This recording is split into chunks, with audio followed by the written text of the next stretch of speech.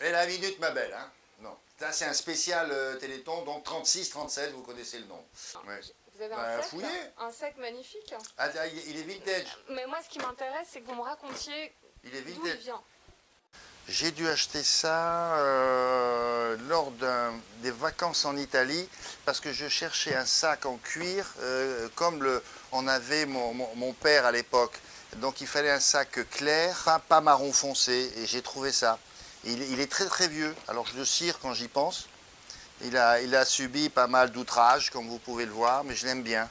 Comme votre père? Oui, parce que mon père avait un sac comme ça. Sa sacoche, il disait. Vous avez votre père? Ben, mon père était un militaire de carrière. Vous l'avez toujours vu avec sa sacoche? Ouais. Alors c'est C'est parfois... pas tout le temps à la maison, votre père? Ben non, parce qu'il voyageait beaucoup. Et puis quand il avait une sacoche, en plus c'était à l'origine, c'était les sacoches qu'on mettait sur les chevaux, les sacoches militaires. Donc elles avaient de grandes brides comme ça qu'on posait sur la selle. Mais bon, ça datait de sa jeunesse à lui, c'est-à-dire les années 30, quand il était jeune officier, quand on se déplaçait encore à cheval. Qu'est-ce que vous voulez savoir d'autre? Vous avez voyagé beaucoup avec votre père? Attendez, c'est une interview sur mes affaires à l'intérieur de mon sac ou c'est sur ma vie? Le sac? Moi, j'ai voyagé pendant des années, oui, tous les 4 ans, on changeait d'endroit. D'accord. Alors donc vous avez le même sac que votre père maintenant? Il est un peu plus moderne, mais c'est un hommage, ouais. Un rapport intime, le sac, quand même. Ah bah, je me déplace jamais sans ça, moi. Là, c'est important pour vous? Oui. En tout cas, ceux qui sont là, oui. Que je fouine? Oui, oui. Non, non, mais il y a des choses qui vont peut-être vous plaire et d'autres qui vous intéressent pas. Il y a un fil de téléphone là, des stylos, des lunettes, il y a mes stylos. C'est bien, j'ai plein de crayons. Vous écrivez souvent? Ben oui, sinon à quoi ça sert? Les crayons, pourquoi faire? Pour faire joli. J'attendais votre visite pour vous les montrer, sinon ils ne servent à rien. Je suis une génération du stylo, une génération du papier. Donc quand j'ai quelque chose à faire et à écrire, je le fais par écrit. Vous avez un petit carnet de notes alors avec vous? Alors là-dedans, oui, bah, c'est pas des carnets de notes, c'est sous cette forme-là.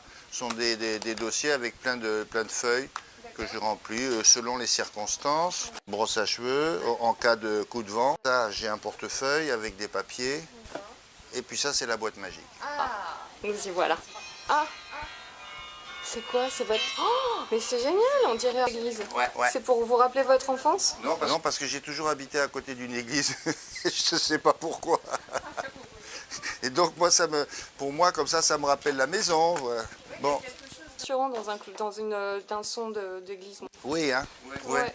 Alors, la boîte magique. Ça, c'est à vous à le sortir. Ah ben non. Ah, si vous ne trouvez pas, je vous le montre pas. Ah, si. Ah non, soyez sympa. Ah, c'est des hochets, un jeu de hochets. Non? Qu'est-ce que c'est que ça? Alors, d'accord. Il y a une pièce, il y a une pince à linge. 2 pinces à linge. Bon, ça, c'est tout pour aujourd'hui. Non, je vais vous expliquer. Ouais. Quand mes enfants étaient plus jeunes, et quand je partais le soir, dans mon cartable, ils glissaient tout ce qu'ils avaient trouvé dans la journée. Des tonnes. Mais c'est tellement mignon. Donc j'ai gardé un certain nombre d'objets qu'ils me mettaient dans le cartable le soir avant que je parte. De façon à ce que je découvre, quand j'étais au bureau, je fouille, et je trouvais des cailloux. Et là, ils mettaient des petits objets dans des sacs en cuir. Voilà, c'était des petits goussets. Alors il y avait toutes sortes d'objets là-dedans. Le petit poussé. Ouais, et voilà. Et là aussi, ils mettaient des bouts de crayon. Il y avait des gommes là-dedans. Donc j'ai gardé les objets. Là, c'était un dé, petit bout de doudou qui découpait. Ils mettaient ça là-dedans. Alors voilà, je les ai regroupés. Et pour moi, c'est mes porte-bonheur. C'est génial. C'est hyper. C'est très touchant.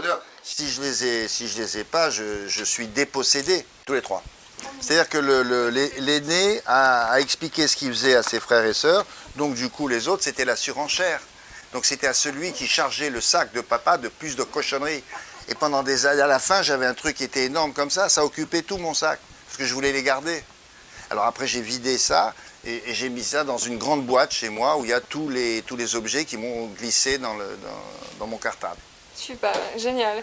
Voilà. Super. Est-ce que vous pouvez me dire un petit mot pour le Téléthon?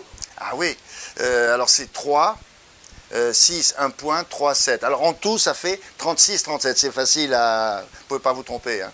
Faites comme moi, faites 36, 37. Merci beaucoup, William. À bientôt. À bientôt.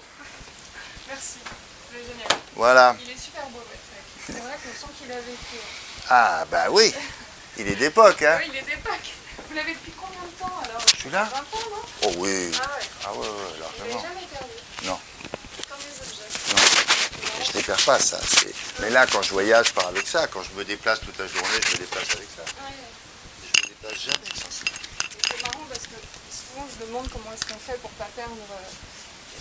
Parfois on perd des objets, mais je pense que quand on veut pas perdre des objets auxquels on tient vraiment, on ne les perd pas.